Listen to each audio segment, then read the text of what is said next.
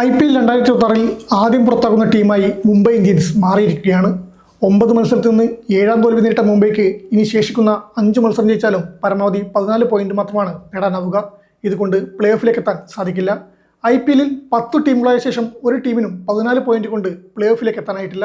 അങ്ങനെ വരുമ്പോൾ മുംബൈക്ക് play off seat ഇത്തവണ ഇല്ലെന്ന് തന്നെ പറയാം. മുംബൈയുടെ പുറത്താകലിനേക്കാളും മുംബൈ ആരാധകരെ വേദനിപ്പിക്കുന്നത് ചില വൈരികളായ ചെന്നൈ സൂപ്പർ കിങ്സിനോടേറ്റ നാണം കെട്ട തോൽവിയാണ്. ഈ സീസണിൽ 2 തവണയും മുംബൈ CSKയോട് തോറ്റു. മുംബൈയിൽ നടന്ന ആദ്യ മത്സരത്തിൽ 103 റൺസിന് ജയിച്ച CSK സ്വന്തം തട്ടകത്തിൽ 8 വിക്കറ്റിനും വിജയം നേടുകയായിരുന്നു. മുംബൈ ചെപ്പോക്കിലും തോറ്റത്തോടെ പ്രധാന വിമർശനം ക്യാപ്റ്റനെതിരെയാണ്. രോഹിത് ശർമ്മ ക്യാപ്റ്റനായിരുന്നെങ്കിൽ മുംബൈക്ക് ഈ അവസ്ഥ വരില്ലായിരുന്നെന്നാണ് കണക്കുകൾ വ്യക്തമാക്കുന്നത്. ചെപ്പോക്കിൽ രോഹിത് ശർമ്മയ്ക്ക് കീഴിൽ കളിച്ച 4 മത്സരത്തിൽ 3ലും മുംബൈയെ ജയിപ്പിക്കാൻ രോഹിത്തിനായിരുന്നു. എന്നാൽ മറ്റു നായകന്മാർക്ക് കീഴിൽ 6 തവണ ചെപ്പോക്കിൽ കളിച്ചപ്പോൾ 2 തവണ മാത്രമാണ് മുംബൈക്ക് ജയിക്കാനായത്. രോഹിത്തിന് കീഴിൽ 22 തവണ മുംബൈ CSKയെ നേരിട്ടു. ഇതിൽ 12 തവണയും ടീമിനെ ജയിപ്പിക്കാൻ രോഹിത്തിനായി. സച്ചിൻ ടെണ്ടുൽക്കറിന് കീഴിൽ 7 തവണ നേർക്കുനിർത്തിയപ്പോൾ 4 ജയവും 3 തോൽവിയുമാണ് മുംബൈ നേരിട്ടത്. ഹർഭജൻ സിംഗിന് കീഴിൽ 2 തവണ വീതം ടീം തോൽക്കുകയും ജയിക്കുകയും ചെയ്തിട്ടുണ്ട്. ഹർദിക് പാണ്ഡ്യയ്ക്ക് കീഴിലാണ് ഏറ്റവും നിരാശപ്പെടുത്തിയത്. 4 തവണ ഏറ്റുമുട്ടിയപ്പോൾ 3 തവണയും മുംബൈ തോറ്റു. ഒരു ജയം മാത്രമാണ് നേടാനായത്. കരൺ പൊളാർഡിന് കീഴിൽ ഓരോ ജയവും തോൽവിയും നേരിട്ടു. സൂര്യകുമാർ യാദവിന് കീഴിൽ ഒരു മത്സരമാണ് CSKക്കെതിരെ കളിച്ചത്. ഈ മത്സരം തോറ്റു.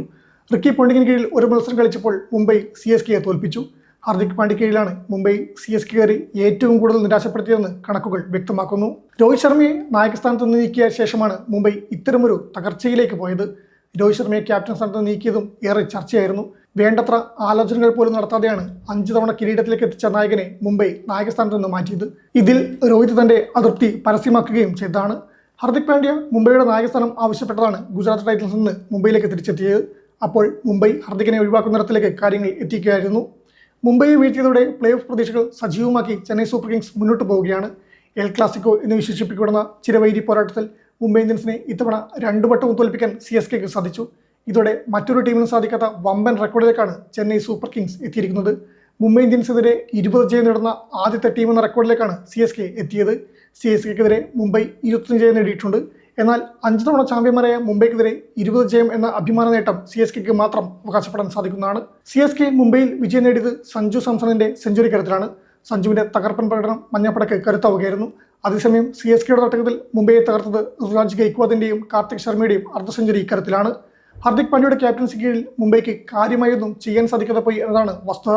ഇത്തവണ വലിയ പ്രതീക്ഷ മുംബൈക്കുണ്ടായിരുന്നു. ശക്തമായ ടീം കരുത്തും മുംബൈക്ക് അവകാശപ്പെടാൻ സാധിക്കുമായിരുന്നു. പക്ഷേ നിലവാരം കാട്ടാൻ സാധിക്കാതെ പോയി. ഹർദിക് പാണ്ഡ്യയ്ക്ക് നായകനെന്ന നിലയിൽ മുന്നിൽ നിന്ന് നയിക്കാനായില്ല. സൂര്യകുമാർ യാദവ് തീർത്തു നിരാശപ്പെടുത്തിയപ്പോൾ മധ്യനിരയിൽ യുവതാരം തിലക് വർമ്മയ്ക്കും കാര്യമായൊന്നും ചെയ്യാൻ സാധിക്കാതെ പോയി. മുൻ നായകനും സീനിയർ താരവുമായ രോഹിത് ശർമ്മയെ പരിക്ക് ബാധിച്ചതും തിരിച്ചടിയായി.